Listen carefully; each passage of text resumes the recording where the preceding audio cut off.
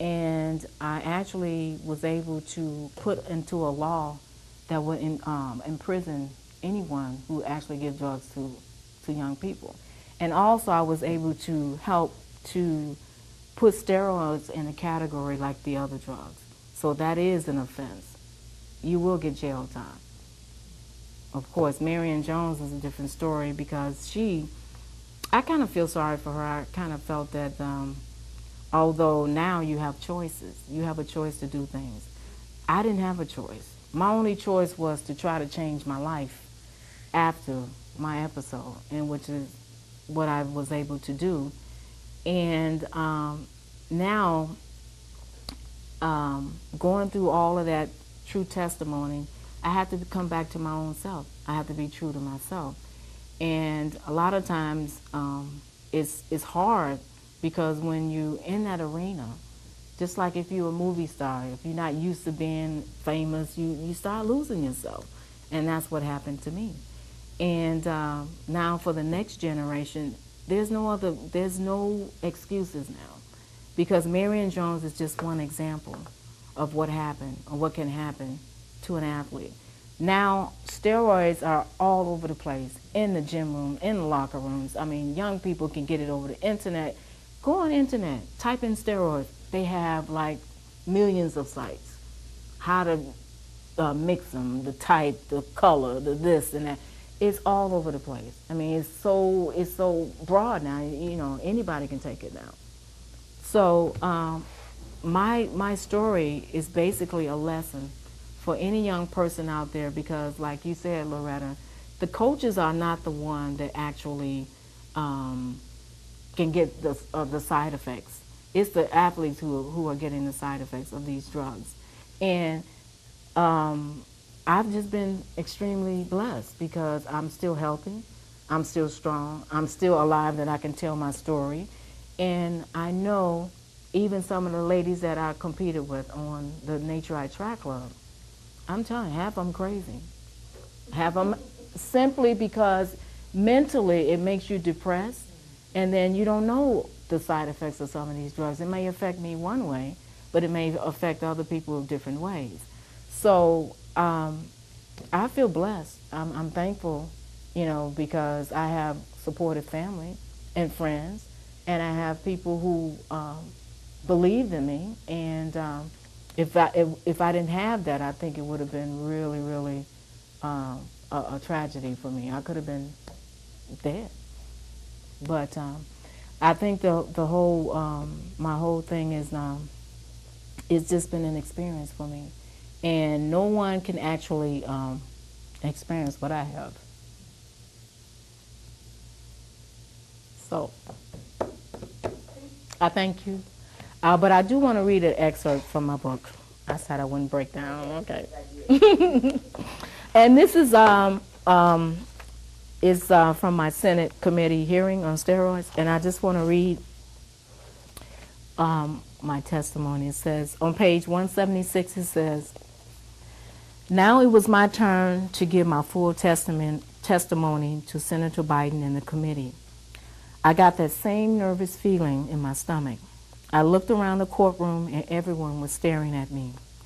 Slowly, I opened up my briefcase and took out my 7-page statement. Before reading my statement, I acknowledged Senator Biden, the committee members, and the public. The courtroom was so silent you can hear a pin drop. I testified that from December 1981 through March 1984, my former track coach, Chuck Divas, gave me supplies of steroids called Anavar and Dianabol. These drugs were popular amongst bodybuilders. He told me they were simply vitamins because Naturite Vitamins sponsored our track club. Without any knowledge about steroids, I believed Chuck would not do anything to hurt me, and I really believed that. I had maintained a rigid training regimen, proper diet, and followed his cycle for taking the steroids. Over the course of 2 years, I experienced serious side effects. Some were immediately noticeable, while others progressed over time.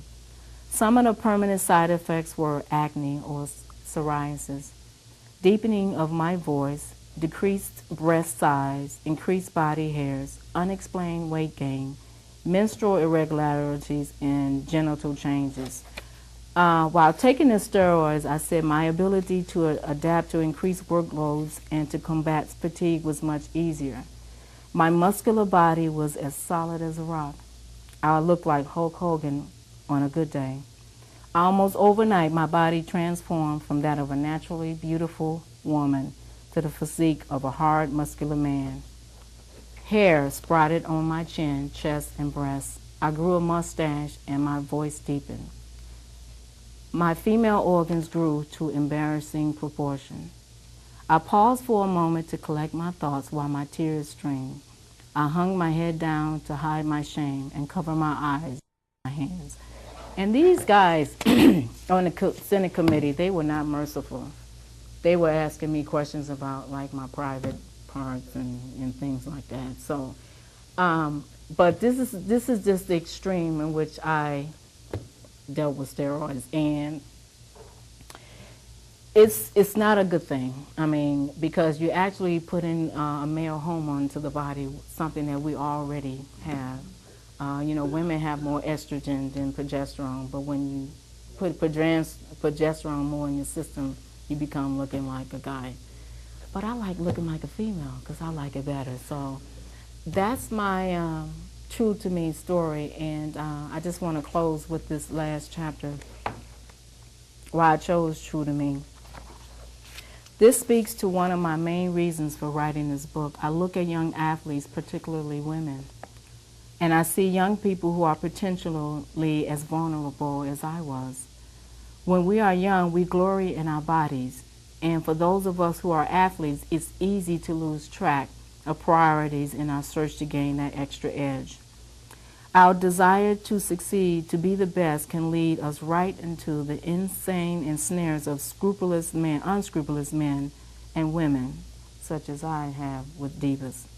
Although it may appear that their interests and those of ambitious athletes coincide, the deviation is that those coaches don't run the risk of death or permanent injury from exposure to steroids and other performance-enhancing drugs. I believe that a coach was someone who trained a person to become an expert in a particular field or sport, but every coach had their own training method. At the beginning of my track career, I was blessed with great coaches like Mr. Calloway, Ms. Dickens, and Coach Bibbs.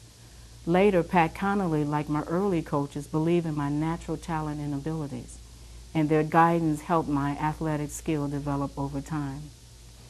On the other hand, my innate talent did not fit Chuck's perception of a world champion. So the choices Chuck made for me were not my choices. When my body dramatically changed, I rebelled in a smart way. I stopped taking the steroids he gave me, and he never knew it. I came back to my own self and realized that I love my beautiful body that God has blessed me with. I had to return to my natural self. And that concludes True to Me and my story. Isn't that good? Any questions for the audience? Yeah, I would like for you all to participate in terms of the questioning, because we hear, like Marion Jones' name is there. Mm-hmm. But I'm also wondering, you were very specific in naming people's names. Oh, it's public record, so I'm not worried about that. I mean, do you personally feel there's going to be a fallout when you put it out there? You know, because you name people. Okay? Well, the only unknown doctor or Dr. C or whatever, you name people. Well, I don't have a fear of naming people if it's the truth. I mean, this is public record. I've said this, and it's you can search do research, and there's nothing that I've said in my book that hasn't already been said before. So, if anybody, maybe Chuck Divas, who probably come after me, but what could he prove? What could he say? Because also I forgot to mention that I was able to make sure that he would never ever coach another athlete again. That has happened. So my work is done. You know, naming athletes, I could have named people I saw in that office. I didn't do that. That's not I'm not trying to impeach anybody. I'm just talking about what I've experienced, and I think that's the best thing I can go about doing.